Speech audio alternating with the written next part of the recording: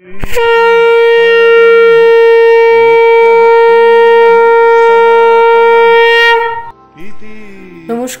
অমৃত সুরলহরীতে সবাইকে স্বাগত জানাই। আমি সুপ্রিয়া। আজ আবার একটি নতুন বিষয় নিয়ে আলোচনা করতে এলাম। আজ থেকে ধারাবাহিকভাবে আলোচনা করব পূজনীয় স্বামী চেতনানন্দজি মহারাজের লেখা ধ্যানলোকে শ্রীরামকৃষ্ণ বইটি থেকে, যে আমরা ঠাকুর শ্রীরামকৃষ্ণকে কিভাবে চিন্তা করব, কিভাবে আমরা তার ধ্যান করব। চিন্তা করা মানেই কিন্তু ধ্যান করা। ধ্যান কি বলছে? ধ্যান কেবলমাত্র আসনে বসে ভগবানের কল্পনা করা নয়, এটি একটি বিজ্ঞান যা পরীক্ষা নিরীক্ষার মধ্য দিয়ে চলে। মনকে শান্ত করবার জন্য বহু সাধক বহু সাধনার দ্বারা বহু পথ আবিষ্কার করেছেন। গীতাতে শ্রীকৃষ্ণ ও যোগসূত্রে পতঞ্জলি বলেছেন, অভ্যাস ও বৈরাগ্যের দ্বারা চঞ্চল মনকে অচঞ্চল করা যায়। চেতনানন্দজি মহারাজ একটি অসাধারণ কথা বলছেন, ধরা যাক আমি 60 মিনিট ধ্যান অভ্যাস করব এবং 59 মিনিট অকৃতকার্য হব। 1 মিনিট আমার মন ভগবানে থাকবে। এই 1 মিনিটের অনুভূতি আমার কাছে অমূল্য। যদি 60 দানা চিনির মধ্যে দানা আমার জিভে পড়ে, মানে 1 দানাও যদি আমার জিভে পড়ে, আমার চিনির মিষ্টত্বর ব্যাপারে কোনো সন্দেহ থাকবে না। আবার ধরা যাক আমি হাতুড়ি দিয়ে একখানা পাথর ভাঙছি। 59 আঘাতে পাথর ভাঙল না, শেষে যখন 60 আঘাত পড়ল পাথরখানা ভাঙল। ওই 59 আঘাত কি বৃথা গেল? মহারাজ বলছেন না। এইরূপ বিফলতা ও সফলতার মধ্য দিয়ে এই মানুষের জীবন সংগ্রাম এগিয়ে চলে। তো এই ধ্যান কি করে? আমাদের মনকে শান্ত করে, আমাদেরকে স্থির করে। শ্রী শ্রী মা সারদা দেবী বলেছেন, কাজকর্ম করবে বই কি, কাজে মন ভালো থাকে। তবে কি জানো, জপ ধ্যান প্রার্থনাও বিশেষ দরকার। অন্তত সকাল সন্ধ্যায় একবার বসতেই হয়। ওটি হলো যেন নৌকার হাল। সন্ধ্যার সময় একটু বসলে সমস্ত দিন ভালো মন্দ কী করলাম না করলাম তার একটা হিসেব আসে। তারপর গতকালের মনের অবস্থার সঙ্গে আজকের অবস্থার তুলনা করতে হয়। পরে জপ করতে করতে ইষ্টমূর্তির ধ্যানে প্রথমে মুখখানি আসে বটে, কিন্তু পা থেকে সমস্ত অঙ্গটি সাক্ষাৎ ধ্যান করতে হয়। কাজের সঙ্গে সকাল সন্ধ্যা জপ ধ্যান না করলে কি করছো না করছো বুঝবে কি করে? তাহলে এই ধ্যান করতে হবে কি জন্য? আমরা কি করছি না করছি, আমরা ঠিক করছি কিনা সেটা জানবার জন্য। পূজনীয় মহারাজ বলছেন, কেউ কেউ মনে করে ধ্যান মানে চোখ বুজে বসে থাকা এবং অযথা সময় নষ্ট। ওই সময় কাজ করলে অনেক অর্থ আয় করা যায়। প্রকৃতপক্ষে বাস্তব জীবনে ধ্যান অভ্যাসের যথেষ্ট মূল্য আছে। নিত্য নিয়মিত ধ্যান করলে ছাত্রদের স্বাধ্যায় গভীর হয়।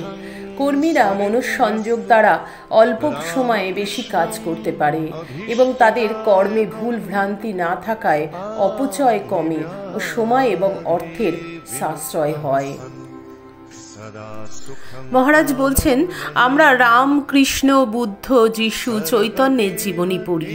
তারা প্রাণ খুলে হো হো করে হাসছেন বা চৈতন্য ব্যতীত অপরেরা হাউ হাউ করে কাঁদছেন, তা আমাদের চোখে পড়ে না।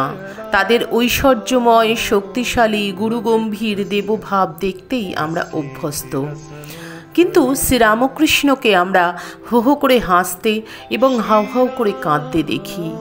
তাঁর এই মানুষ ভাব তাঁর সঙ্গে আমাদের দূরত্ব কমিয়ে নৈকট্য এনে দেয়। ঠাকুরকে খুব আপনজন বলে মনে হয়। আবার দেখি দেবভাবে তিনি হাসি কান্নার ঊর্ধ্বে, দ্বন্দ্বাতীত সমাধিমগ্ন। এরূপ মুহুর্মুহুর সমাধি ও পূর্ববর্তী অবতারদের ভিতর আমরা লক্ষ্য করি না। এসব দেখেই মনে হয় স্বামীজি ঠাকুরকে অবতার বরিষ্ঠ বলেছিলেন। ঠাকুর শ্রীরামকৃষ্ণ বলেছেন, যাকে চিন্তা করবে তার সত্তা পাওয়া যায়। বলছেন, লোকে প্রশ্ন করে ধ্যান করলে কি লাভ হয়? ঠাকুর বলেছেন যে যাকে চিন্তা করবে তার সত্তা পাওয়া যায়। আমার চিন্তা যে করবে সে আমার ঐশ্বর্য লাভ করবে। পিতার ঐশ্বর্য যেমন পুত্র লাভ করে, ঠাকুরের ঐশ্বর্য জ্ঞান, ভক্তি, প্রেম, সমাধি। আমরা আজকে যারা আমরা ঠাকুরের সামনাসামনি ঠাকুরকে প্রত্যক্ষ করতে পারি না, ঠাকুরের সঙ্গে কথা বলতে পারি না, ঠাকুরের জীবনে নানা ঘটনা জেনেও আমরা তার সাক্ষী থাকতে পারিনি বা পারি না, আমরা সেই যুগে জন্মাইনি, আমাদের একটা আফসোস হয়। তাই মহারাজ লিখেছেন খুব সুন্দর যে আমরা অনেক সময় শ্রীরামকৃষ্ণের ছবির দিকে তাকিয়ে ভাবি আমাদের সারা জীবন কি ঠাকুরের ছবি দেখাই সার হবে? আমাদের কি কখনো দর্শন হবে না? মানুষ কল্পনার বা দৃঢ় ভাবনার দ্বারা ছবিকে জীবন্ত করে তুলতে পারে, যা পরে তাকে অনুভূতির স্তরে পৌঁছে দেয়। আমরা ঠাকুরের সম্পূর্ণ শরীর বা শরীরের বিভিন্ন অংশের সঙ্গে তার জীবনের বিভিন্ন ঘটনাকে যুক্ত করে ধ্যান করতে পারি। এরূপ ধ্যানের মনে সৃষ্টি করবে অধিক উৎসাহ ও আনন্দ। চঞ্চল মনটা যখন ইষ্টে আঠার মতো লেগে যায়, তখন ইলেকট্রিক কানেকশনের মতো ইষ্টের শক্তি ও গুণ আমাদের ভিতর প্রবেশ করে। ওই যে মা বলছেন যে ধ্যানে যদি পুরোটা না আসে, কিছুটা হলেও তার মুখটা প্রথমে মনে পড়ে, তো সেটাই চেষ্টা করো, শরীরটা চেষ্টা করো দেখবার। কিন্তু শুধু শরীরটা কি দেখবো আমরা শরীরের বিভিন্ন ঘটনা তার জানবো। মহারাজ এখানে শ্রীরামকৃষ্ণের অঙ্গ ধ্যানের কথা বলছেন। একটি একটি করে অঙ্গ ধ্যান আমরা করব। এই যখন আমরা ঠাকুরের বা মায়ের কোনো কথা পাঠ করব, আমরা যদি একটু মানস চোখে সেই পাঠের সাথে সাথে সেই মানস চোখে সেটা দেখার চেষ্টা করি, সেটাতেই হয়ে যায় ধ্যান। তো আজ আমরা শুনব শ্রীরামকৃষ্ণের পাদপদ্ম ধ্যান। ঠাকুরের পদযুগল আমাদের স্মরণ করিয়ে দেয় গয়াধামে বিষ্ণুর পাদপদ্ম। স্বয়ং ভগবান ক্ষুদিরামকে দর্শন দিয়ে বললেন যে তিনি তার পুত্র হয়ে জন্মাতে চান। অনন্তরূপী ঈশ্বর সাকার রূপ ধরে চন্দ্রামণির গর্ভে প্রবেশ করলেন। আমরা কল্পনার চোখে দেখি তিনি গদাধর রূপে কামারপুকুরের পথে প্রান্তরে খালি পায়ে ঘুরছেন, মানিক রাজার আমবাগানে খেলা করছেন। বালক গদাধর পায়ে হেঁটে বড় ভাই রামকুমারের সঙ্গে কলকাতায় এলেন এবং পরে দক্ষিণেশ্বরে বাস করতে লাগলেন। দক্ষিণেশ্বরের মন্দির, উঠান, বাগান, পথ ঠাকুরের পাদস্পর্শে ধন্য হয়ে রয়েছে। আমরাও ওইসব স্থানে চলার সময় ভাবতে পারি যে ঠাকুরও এসব জায়গায় পা ফেলে চলেছেন। কি অপূর্ব কথা মহারাজ বলেছেন যে এইভাবে ধ্যান করা। আবার বলছেন একদিন দুপুরে মনমোহন ঠাকুরের ঘরে ঢুকে দেখলেন তিনি পা ঝুলিয়ে বসে আছেন, কিন্তু তাকে দেখা মাত্র ঠাকুর পা গুটিয়ে বসলেন। ক্ষুণ্ণ মনমোহন বললেন, আপনি কি মনে করেন যে আমি আপনাকে দেখতে আসি? বড় পা গুটাইয়া লইলেন যে। জানেন, আমার বাটিতে এক লম্বা কাটারি আছে, এইবার সেইখানি আনিয়া পা দুখানি চোপ মারিয়া কাটিয়া লইয়া কোন্নগরের বাটিতে রাখিয়া দিব। যত লোক সেইখানে গিয়া জড়ো হইবে, শীঘ্র পা বাহির করুন। ঠাকুর আর দ্বিরুক্তি না করে পা বাড়িয়ে দিয়ে বললেন, এই লও, যাহা ইচ্ছা করো। মনমোহন সাষ্টাঙ্গে প্রণাম করে ঠাকুরের চরণধূলি গ্রহণ করলেন। একেই বলে ডাকাতে ভক্তি। এই ঘটনাটি আমরা যদি মনে মনে চিন্তা করি এবং ঠাকুরের যে পদযুগল তার চিন্তা করি, এই ঘটনার কথা চিন্তা করি, সেটাই হয় ধ্যান। কি সহজ সরল উপায় বলে দিচ্ছেন ধ্যানের। ভুরু মধ্যে যে আদ্যাচক্র আছে সেখানে আমাদেরকে করতে হবে না। কি বলছেন? তার লীলা অনুধ্যান করতে, তার কথা ভাবতে, তাতেই হয়ে যাবে ধ্যান। কোনো কঠিন কাজ নয়। একবার কালীপদ ঘোষ ঠাকুরকে নৌকা করে কলকাতায় নিয়ে যান এবং মাঝিকে বলেন মাঝ গঙ্গা দিয়ে যেতে। হঠাৎ কালীপদ ঠাকুরের পা ধরে বলেন, আপনি আমাকে উদ্ধার করুন, আপনি মুক্তিদাতা। ঠাকুর বললেন, না না, আমি কি জানি, ভগবানের নাম করো, মুক্তি পাবে। কালীপদ নাছোড় হয়ে বললেন, আমি সর্বদা মদে বদে থাকি, নাম করার সময় আমার নেই। আপনি কৃপা সিন্ধু, আপনি কৃপা করে এই সাধন ভজনহীন পাষণ্ডকে পরিত্রাণ করুন। কালীপদ কিছুতেই পা ছাড়লেন না। ঠাকুর তখন তার জিহবায় আঙুল দিয়ে একটি মন্ত্র লিখে বলেন, এখন থেকে তোমার জিহবায় ভগবানের নাম আপনা হতে বের হবে। কালীপদ বললেন, আমি উহা চাই না। ঠাকুর তখন জিজ্ঞাসা করলেন, তবে কি চাস? কালীপদ উত্তর দিলেন, যখন আমি চলে যাব সে সময় জগৎ অন্ধকার দেখব। সে সময় দাঁড়া সুতো পরিজন কারো সাহায্য পাওয়া যাবে না। সেই ঘোর দুঃসময় একমাত্র সহায় হবেন আপনি। বাম হাতে আলো এবং ডান হাতের দ্বারা আমার হাত ধরে আপনি নিয়ে যাবেন। আমার এই প্রার্থনা আপনাকে পূরণ করতে হবে। ঠাকুর সদয় হয়ে বললেন, হবে হবে, তাই হবে। মাঝ গঙ্গার মধ্যে এনে এইসব কাণ্ড? এরূপ জোর একমাত্র ভালোবাসার দ্বারাই সম্ভব। মনে প্রাণে ভালোবাসলে ভগবান ভক্ত বাঞ্ছা পূরণ করেন। এও একটি অসাধারণ কথা যে ভালোবাসা, ভগবানকে ভালোবাসতে হবে, আর কিছু চাই না। ভালোবাসলেই সব মনোবাঞ্ছা কিন্তু পূর্ণ হবে। আর ডাকাতে ভক্তি, তুমি আমার বাবা মা, তুমি আমার সব, তুমি তো আমাকে জগতে সৃষ্টি করেছো। আমরা যে আমাদের যেরকম বাবা মাকে অনেক সময় অনেক সন্তান বলে থাকে, করবো না কেন জোর, তুমি তো এনেছো, আমার কি দোষ? আমি তোমার কাছে এই যে কথাটা, এই কথাটাই ঠাকুরের কাছে বলতে হবে জোর করে। আর কি সুন্দর একটি প্রার্থনা করলেন যে আমার শেষের সময় কেউ আমার সঙ্গে থাকবে না। সত্যি তাই, যখন শেষ সময় আসে তখন যে যার আখের গোছানোর চেষ্টা করে।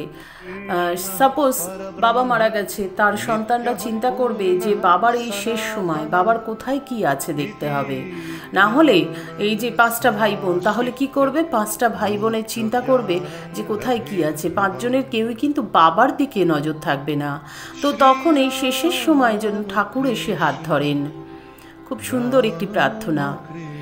তো এইগুলো মনে ভেবে আমরা কিন্তু প্রার্থনা করতে পারি, ধ্যান করতে পারি। আরেকটি ঘটনা মহারাজ বলছেন, একদিন বিকালে রাখাল কলকাতা থেকে দক্ষিণেশ্বরে এসে দেখেন ঠাকুর বিছানায় বিশ্রাম করছেন। তিনি রাখালকে বিছানায় বসে তার পায়ে হাত বুলিয়ে দিতে বলেন। রাখালের অনিচ্ছা দেখে ঠাকুর জোর করে বললেন, দে না, সাধু সেবার ফল আছে।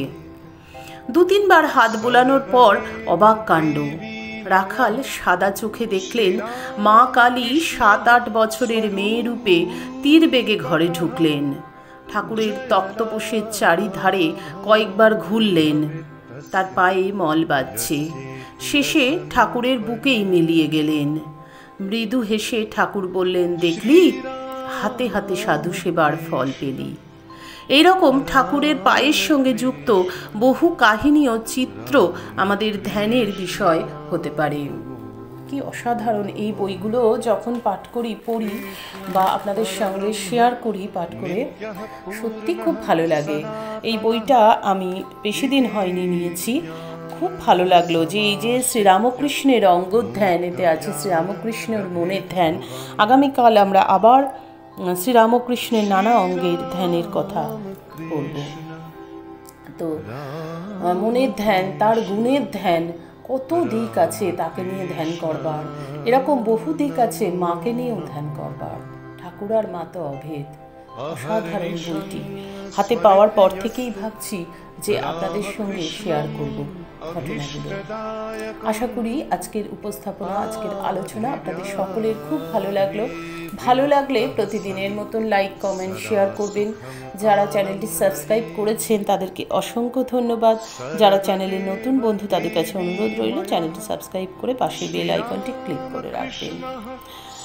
এই যে ভক্ত আর ভগবানের সম্পর্ক, সৃষ্ট আর স্রষ্টা উভয়ই কিন্তু প্রেম সূত্রে বাঁধা। ভক্ত ছাড়া যেমন ভগবান হয় না, আবার ভগবান ছাড়াও ভক্ত হয় না। ভক্ত যদি না ডাকে ভগবানের ঘুম ভাঙবে কি করে, ভগবান জাগবেন কি করে? তাই ভক্তেরও যেমন প্রয়োজন আছে, ভগবানেরও প্রয়োজন আছে। এই ভক্ত ভগবানের সম্পর্ক এক নিবিড় সম্পর্ক। গতকাল যে ভিডিওটা করেছিলাম সেটা হলো আদ্যাশক্তি মহামায়ার সেই আদ্যা স্তোত্রম। তো সেই আদ্যা স্তোত্রমে অনেকেই লিখেছেন, খুব ভালো লাগলো। প্রণতি গুপ্তা, অর্পিতা সাহা তারা লিখেছেন, খুব ভালো লাগলো। আমি চেষ্টাটুকু করেছি মাত্র। আর একটা ভিডিওতে একজন কমেন্ট করেছেন, সেটা ভিডিওটি সম্ভবত কয়েকদিন আগের যে মহারাজের অপূর্বানন্দ মহারাজের যে ভিডিওটা করেছিলাম, সেই ভিডিওতে অপূর্বানন্দ মহারাজের অনেকগুলি ভিডিও আছে, তার মধ্যে একটি ভিডিওতে একজন কমেন্ট করেছেন যে আমি যে বলেছিলাম যে জয়রামবাটিতে 3 রাত্রি বাস করলে মায়ের দেখা মেলে, তার প্রমাণ পেয়েছি। তো আমি একটু দ্বিধান্বিত ছিলাম যে সেটা আপনাদের কাছে শেয়ার করব কিনা, কিন্তু আমি শেয়ার করব। যে কোনো দিন আমি আমার সেই অভিজ্ঞতা নিয়ে আসব, অবশ্যই আসবো আপনাদের সামনে। উনি জানতে চেয়েছেন যে এটা কি কনফিডেন্সিয়াল, এটা কি জানানো যাবে না। তো প্রথমে ভেবেছিলাম যে জানানো উচিত হবে কি না, তারপরে মনে হলো না, জানানোর কি আছে। আমরা তো মায়ের কথাই আলোচনা করছি, ঠাকুরের কথাই আলোচনা করছি। তো তাদের এই যে বিভিন্ন দিক আছে, আজকেও যে মা কতটা জাগ্রত জয়রামবাটিতে, কেন আমরা সেই কথাটা আলোচনা করব না। তাই অবশ্যই সেই আলোচনা নিয়ে একদিন আসবো, আপনাদের সামনে আসবো, আপনাদের সঙ্গে সেদিন আমি প্রত্যক্ষ কথাবার্তা বলবো, আপনাদের সামনে আসবো। তো আজকের মতন এখানেই বিদায় নেব। ঠাকুর মায়ের কৃপায় আপনারা সকলে খুব ভালো থাকুন, সুস্থ থাকুন, সকলের মঙ্গল হোক, সকলের ভালো হোক। ঠাকুর মায়ের চরণে আভূমি লুণ্ঠিত প্রণাম জানিয়ে আজকের ভিডিও এখানেই শেষ করছি। আবার আপনাদের সঙ্গে দেখা হবে আগামীকাল আবার আমরা ঠাকুরের সেই অঙ্গধ্যানের কথা আলোচনা করব, বিভিন্ন অঙ্গধ্যানের কথা। হরি ওম তৎসৎ। শ্রীরামকৃষ্ণ অর্পণমস্তু। জয় মা শারদেশ্বরী, জয় তু স্বামীজি মহারাজ।